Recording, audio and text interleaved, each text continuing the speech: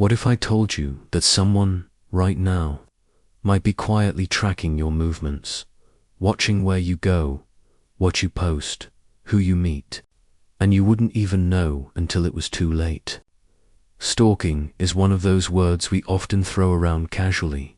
That person's stalking my Instagram. But in reality, real stalking is terrifying, obsessive, and life-altering. It's not about admiration. It's about control. And tonight, you're going to hear 3 true stories of stalkers, each more disturbing than the last. But I'll warn you, these aren't ghost stories. These are real, documented cases. And if you think it couldn't happen to you, think again. Story 1. The actress who never saw it coming. Picture this. It's Los Angeles, 1989. The golden age of TV sitcoms, red carpets, and rising stars. Among them, 21-year-old Rebecca Schaeffer.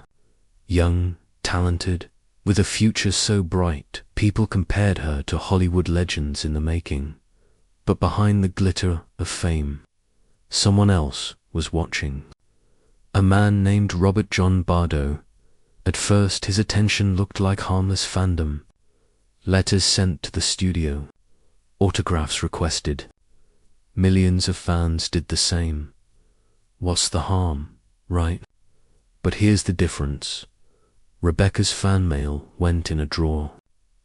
Bardo's letters were filled with intensity, desperation, a fixation that crossed the invisible line between admiration and possession always demands more. Bardo didn't just want to meet Rebecca. He wanted to own her image of innocence. He studied her, researched her, and eventually, he tracked her down. And how? By using something shockingly ordinary. A private investigator who bought her address from the DMV for just a few bucks.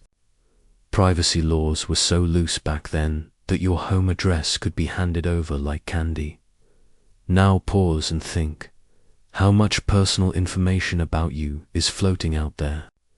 How many people could find out where you live with just one database search? Creepy, right? On July 18th, 1989, Rebecca was preparing for an audition.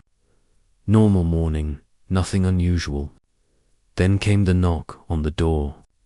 She opened it to a stranger, Robert John Bardo, holding a letter and a gun. Within seconds, her bright future ended. One bullet. One obsession. One life stolen. Rebecca Schaeffer's death sent shockwaves through Hollywood and beyond. Privacy laws were rewritten. The DMV stopped selling personal data. Stalking was recognized as not just creepy behavior, but a crime that can escalate to murder. But here's the terrifying part. How many other stories never made headlines?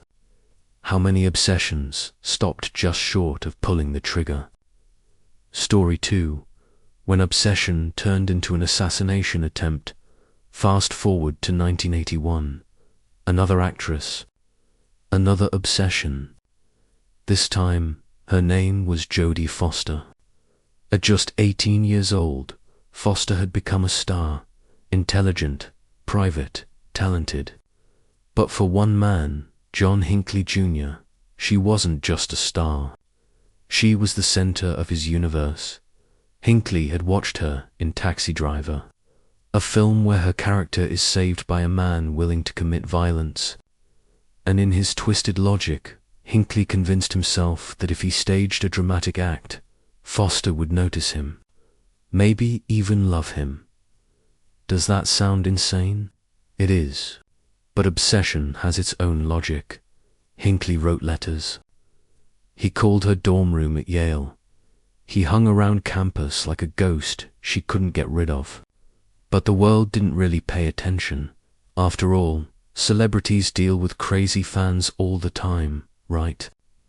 But Hinckley wanted more than letters. He wanted the world to witness his devotion.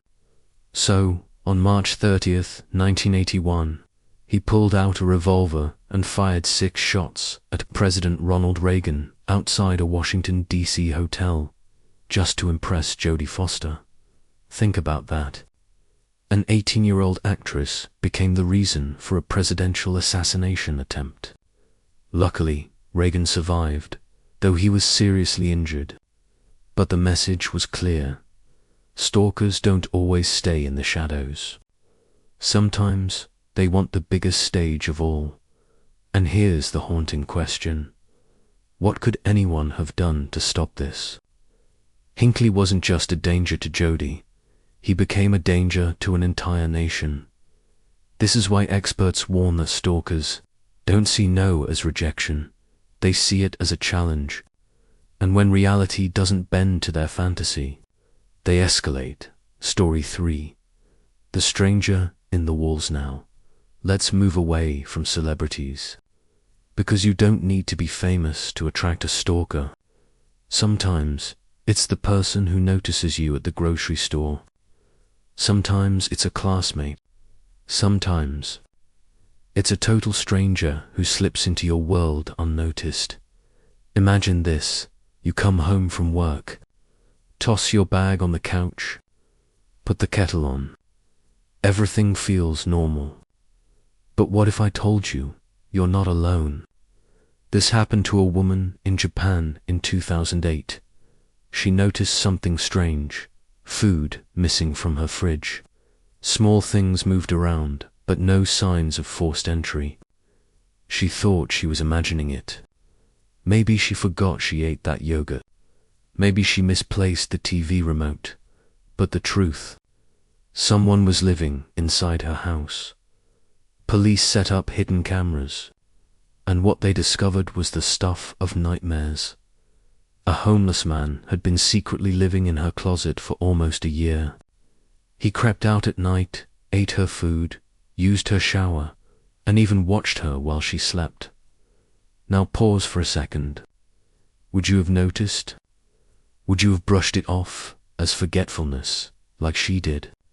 That's the scariest part. Stalkers thrive on invisibility. They test boundaries in small ways until you stop noticing the bigger ones. This woman was lucky. The police caught him before he did worse. But many others aren't so fortunate.